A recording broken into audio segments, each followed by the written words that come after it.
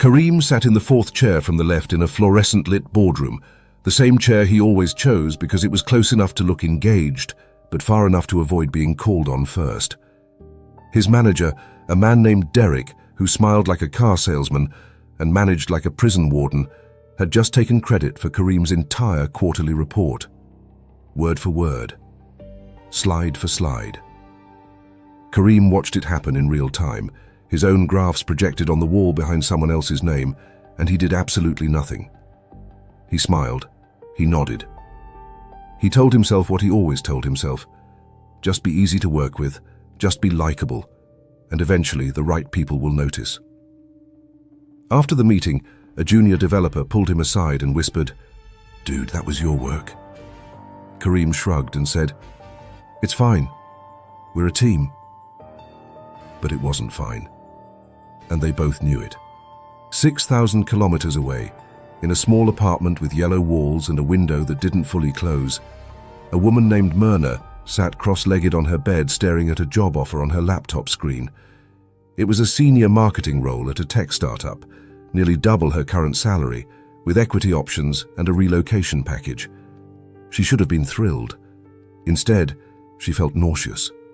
Because somewhere deep in the architecture of her mind, a voice she had been listening to since childhood whispered the same thing it always whispered.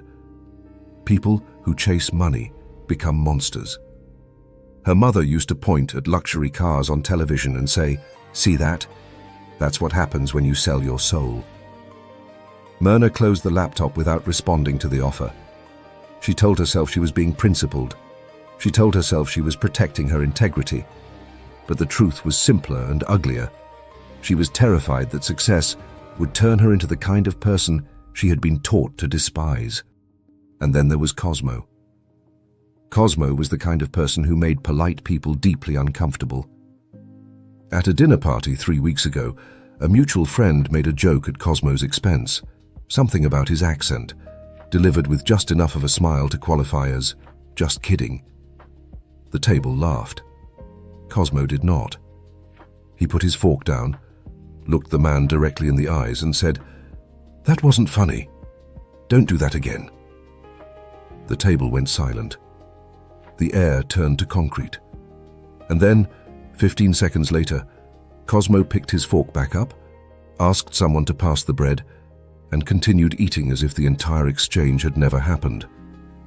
Later that night, 3 different people texted him some version of the same message. You didn't have to make it weird. But Cosmo had learned something a long time ago that the rest of them hadn't. If you don't make it weird, they never stop. These 3 people, Kareem, Myrna, and Cosmo, were each navigating the same broken system, and each of them had been told by the world that their instincts were wrong. But the world was lying. And to understand why, we need to talk about why the worst people on the planet keep winning. When Kareem was 7 years old, he shared his lunch with a kid named Omar, who had forgotten his at home. The teacher saw it, praised him in front of the class, and Omar became his best friend for the next 6 years. That single act of generosity was rewarded immediately, visibly, and personally. Kareem's young brain recorded a lesson that would quietly govern the next 25 years of his life. Be good to people, and good things come back to you. And in a small world, that lesson is actually true. When your entire universe is a classroom, a neighborhood, a family dinner table, altruism is a brilliant survival strategy. Your reputation is built face to face. Betrayal has consequences because everyone knows everyone. Kindness compounds because the person you help today sits next to you again tomorrow. But here is what nobody told Kareem, or Myrna, or any of us. That strategy has an expiration date. It works beautifully in a world of 50 people. It starts to crack in a world of 5,000. And it completely shatters in a world of 8 billion, connected by algorithms designed to reward whatever generates the most engagement, not whatever is the most true or the most good. The feedback loops that once rewarded virtue in your small childhood world become grotesquely distorted the moment you step into the adult machinery of corporations, governments, and social media platforms. Our moral instincts were precision engineered by evolution for small tribal groups, where harm was immediate, visible, and deeply personal. But scale those instincts up, add geographic distance, institutional complexity, and layers of bureaucratic abstraction, and they catastrophically fail. Imagine standing directly in front of a child being forced into slave labor. Your body would flood with outrage, and you would intervene. Now hide that same child behind 17 layers of global supply chains, a sanitized corporate logo, and a beautifully designed online storefront 5,000 miles from your living room. Suddenly your attention isn't on the exploitation, it's on the product that's 10% off. That is how moral clarity dies. Not with a dramatic betrayal, but with a quiet, comfortable scroll. And when our ethical signals become that faint, our attention doesn't shift toward what is most right or wrong. It shifts toward whatever is loudest. More people die from coal pollution every year than all nuclear accidents combined across human history, yet the protests target nuclear plants, not coal. The system doesn't reward what's correct. It rewards what commands attention. And that is the door through which the monsters walk in. Kareem's manager, Derek, was not a genius. He was not even particularly competent. But Derek understood something about large systems that Kareem didn't. In a corporation of 4,000 employees, nobody is watching closely enough to know who actually did the work. What they notice is who presents it, who takes the room, who makes the confident eye contact while clicking to the next slide. Derek was a textbook Machiavellian, someone who had mastered the art of strategic manipulation. He didn't need to be the smartest person in the room. He just needed to control the narrative about who was. Psychology has formally identified 3 personality types that thrive in exactly these conditions. They call them the dark triad. Machiavellianism is the willingness to manipulate, to lie, to manufacture drama, and turn people against each other if it serves your position. Narcissism is the bottomless hunger for recognition, the genuine belief that the world should revolve around you because, well, look how exceptional you are. And psychopathy is the emotional flatline, the ability to operate without empathy, without fear, and with a boldness under pressure that can look, from the outside, like visionary leadership. Steve Jobs fired people for saying the wrong thing in a single meeting. He screamed at engineers over font kerning. A former employee recalled that he didn't just want to win, he wanted to crush you and then act like it was your fault. And the world called him a genius for it.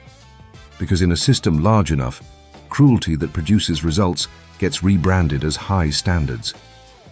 Kareem watched Derek operate this playbook for 3 years.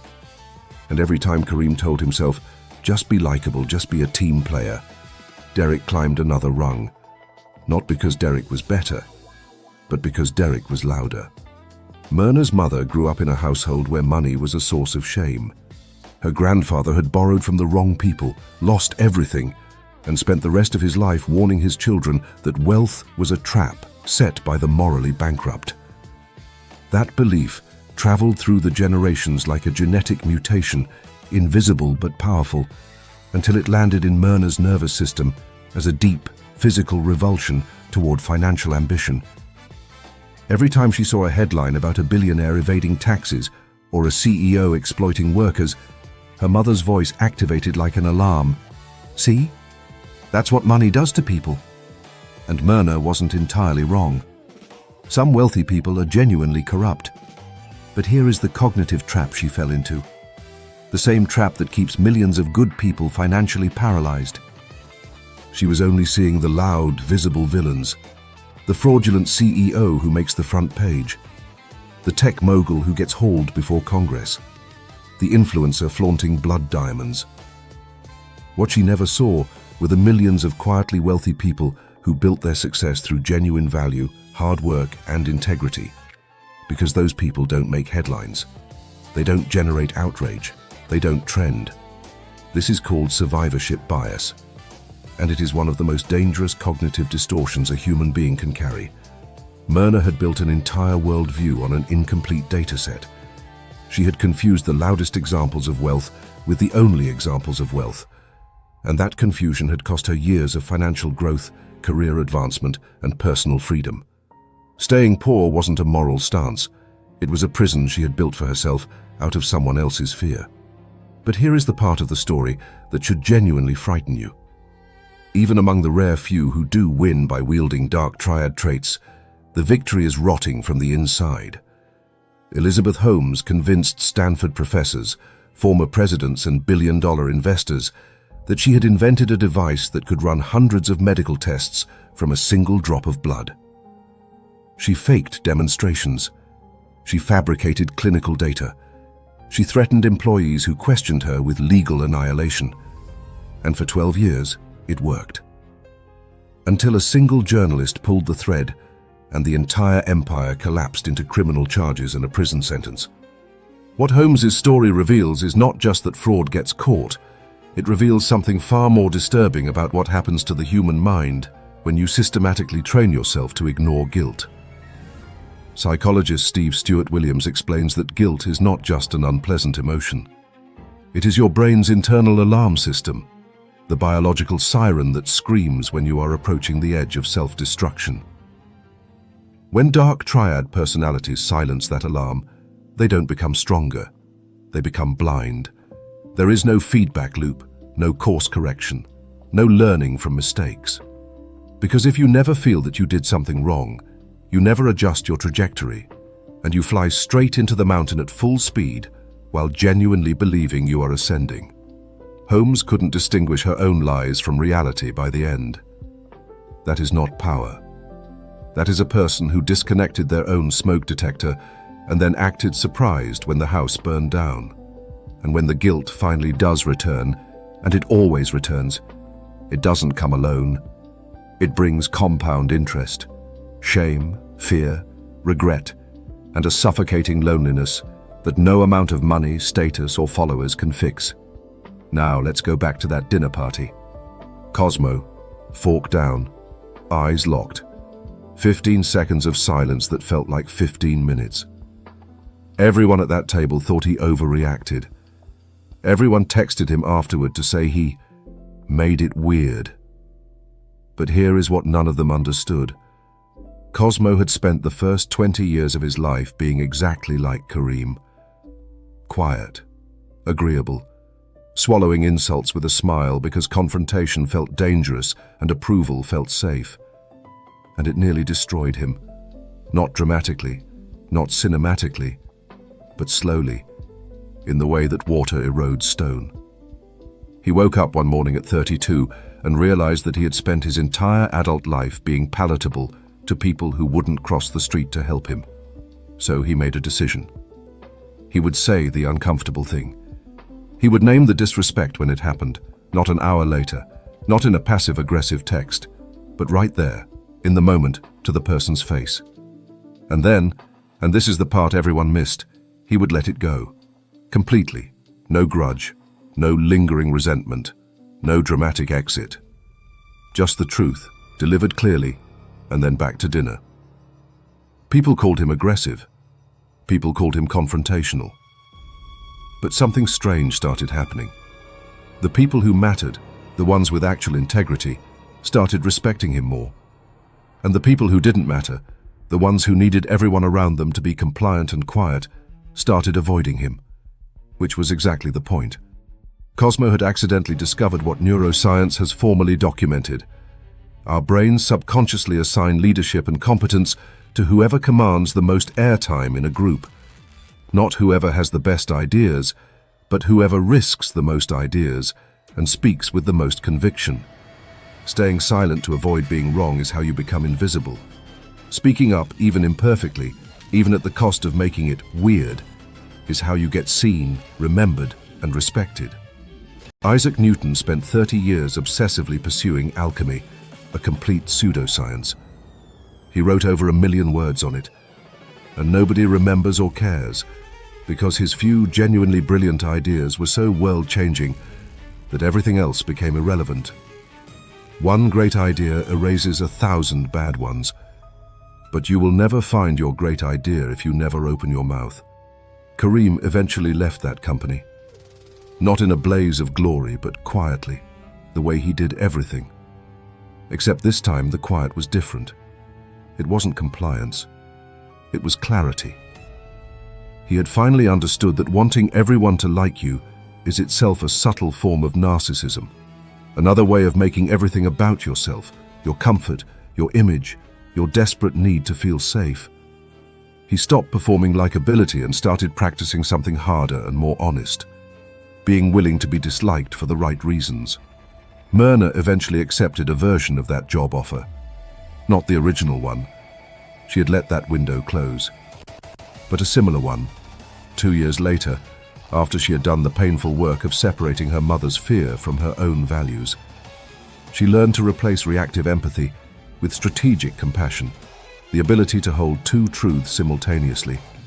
Yes, some wealthy people are corrupt, and no, that does not mean you must stay poor to be good. Empathy dives into the quicksand after the drowning person. Compassion goes and finds a rope. And Cosmo kept being Cosmo. He kept putting his fork down. He kept naming the disrespect. He kept picking the fork back up and asking for the bread.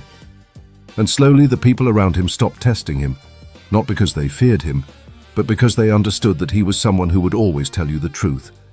And that is the rarest and most valuable thing a human being can offer in a world drowning in performance. The system is not asking you to become a monster to survive it. It is asking you to understand the monsters well enough to navigate around them without ever becoming one yourself. Stop performing kindness for approval. Stop confusing poverty with virtue. And for the love of everything, stop staying quiet when you have something to say. I am Think Glent. And until you stop playing by rules that were designed to keep you invisible, keep thinking.